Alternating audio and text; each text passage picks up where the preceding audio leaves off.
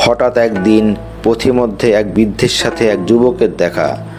যুবক একটুখানি অগ্রসর হয়ে সম্বোধন করে বিনয়ের সাথে বৃদ্ধকে জিজ্ঞাসা করল, স্যার, আমাকে চিনতে পেরেছেন? উত্তরে বৃদ্ধ লোক বললেন, না তো বাবা, আমি তোমাকে চিনতে পারলাম না। অতঃপর বৃদ্ধ লোক জানতে চাইলেন, তুমি কে? তারপর যুবক বলল, আমি একসময় আপনার ছাত্র ছিলাম। ও আচ্ছা, বলে সেই বৃদ্ধ লোক যুবকের কাছে কুশলাদি জানার পর জিজ্ঞাসা করলেন, এখন তুমি কি করছো? যুবক অত্যন্ত বিনয়ের সাথে জবাব দিল, আমি একজন শিক্ষক, বর্তমানে শিক্ষকতা করছি। সাবেক ছাত্রের মুখ থেকে এই কথা শুনে বৃদ্ধ শিক্ষক অত্যন্ত খুশি হয়ে বললেন, বাহ, বেশ তো, খুব ভালো, খুব ভালো, ঠিক আমার মতো হয়েছ। যুবক মৃদু হেসে জবাব দিল, জি, আসলে আমি আপনার মতো একজন শিক্ষক হতে পেরেছি বলে নিজেকে ধন্য মনে করছি। তখন সেই যুবক এর পিছনের কারণ বর্ণনা করতে গিয়ে বলল, আপনি আমাকে আপনার মতো হতে ভীষণ অনুপ্রাণিত করেছেন স্যার। বৃদ্ধ শিক্ষক কিছুটা কৌতূহল নিয়ে যুবকের শিক্ষক হওয়ার নেপথ্য কারণ জানতে চাইলে যুবক তার শিক্ষক হয়ে ওঠার গল্প বলতে গিয়ে বৃদ্ধ শিক্ষককে স্মরণ করিয়ে দিল স্কুলে ঘটে যাওয়া সেই পুরনো দিনের ঘটনা।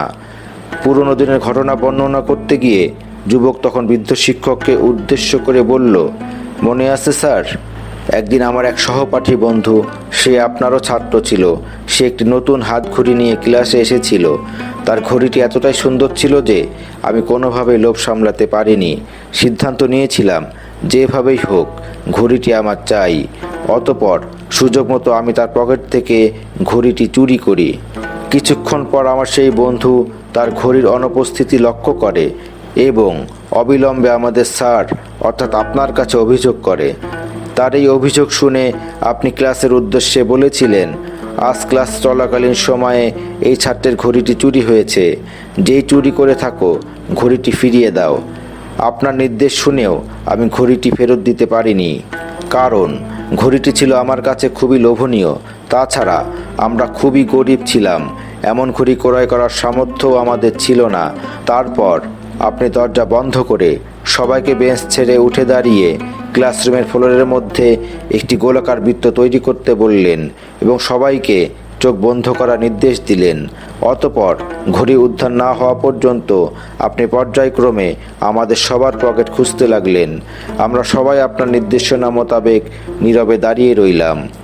এক এক করে পকেট চেক করতে গিয়ে একটা সময় আপনি যখন আমার পকেটে হাত দিয়ে ঘড়িটি খুঁজে পেলেন, তখন ভয়ে লজ্জায় আমার শরীর কাঁপছিল। কিন্তু সেই মুহূর্তে ঘড়িটি আমার পকেটে পাওয়ার পরও আপনি কিছু বলেননি এবং শেষ ছাত্র পর্যন্ত সবার পকেটই চেক করেছিলেন।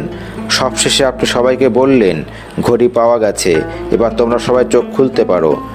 ঘড়িটি পাওয়ার পর আমার সেই বন্ধুটি আপনার কাছে জানতে চেয়েছিল ঘড়িটি কার পকেটে পাওয়া গিয়েছিল, কিন্তু আপনি তাকে বলেছিলেন, ঘড়িটি কার পকেটে পাওয়া গেছে তা গুরুত্বপূর্ণ নয়, তোমার ঘড়ি পাওয়া গেছে সেটাই গুরুত্বপূর্ণ। সেই দিনের ঘটনা নিয়ে পরবর্তীতে আপনি আমার সাথে কোনো কথা বলেননি, এমনকি সেই কাজের জন্য আপনি আমাকে তিরস্কারও করেননি। নৈতিক শিক্ষা দেওয়ার জন্য আপনি আমাকে স্কুলের কোনো কামরায় নিয়ে যাননি। সেই ঘটনা ছিল আমার জীবনের সবচেয়ে লজ্জাজনক দিন, অথচ আপনি অত্যন্ত বুদ্ধিমত্তার সাথে কৌশল অবলম্বন করে চুরি হওয়া ঘড়িটি উদ্ধার করলেন এবং আমার মর্যাদা চিরতরে রক্ষা করলেন। সেই ঘটনার পর আমি অনেক দিন অনুশোচনায় ভুগেছি। ক্লাসে ঘটে যাওয়া ঘটনার রেশ সেদিন চলে গেলেও এর প্রভাব রয়ে যায় আমার মনের মধ্যে। বিবেকের যুদ্ধে বারবার দংশিত হয়েছি। তারপর আমি সিদ্ধান্ত নিলাম এইসব অনৈতিক কাজ আর কখনো করব না। একজন ভালো মানুষ হব, একজন শিক্ষক হব, সত্যিকার অর্থে মানুষ গড়ার কারিগর হব। আপনার কাছ থেকে সেদিন আমি স্পষ্টভাবে বার্তা পেয়েছিলাম প্রকৃতপক্ষে কী ধরনের একজন শিক্ষাবিদ হওয়া উচিত। অপমান ছাড়াও মানুষকে সংশোধন করা যায় সেটি আপনার কাছ থেকে শিখেছি। আপনার উদারতা এবং মহানুভবতা আজ আমাকে শিক্ষকের মর্যাদায় আসীন করেছে। সাবেক ছাত্রের কথাগুলো শুনতে শুনতে বৃদ্ধ শিক্ষকের চোখে জল গড়িয়ে পড়ল। চোখের জল মুছতে মুছতে মৃদু হেসে শিক্ষক বললেন, হ্যাঁ, সেই ঘটনা আমার দিব্যি মনে আছে, কিন্তু আমি তোমাকে মনে রাখিনি, কারণ সে সময় শুধু তোমাদের নয়, আমার চোখও বন্ধ ছিল। তারপর শিক্ষক দীর্ঘশ্বাস ত্যাগ করে বললেন, তুমিই বলো বাবা, কোনো শিক্ষক কি সন্তানতুল্য ছাত্রদের চোরের বেশে দেখতে পারে? শিক্ষক চায় তার ছাত্রদের বীরের বেশে দেখে গর্ববোধ করতে। গল্পটির মেসেজ: কাউকে অপমানিত করার মধ্যে কোনো বড়ত্ব নেই।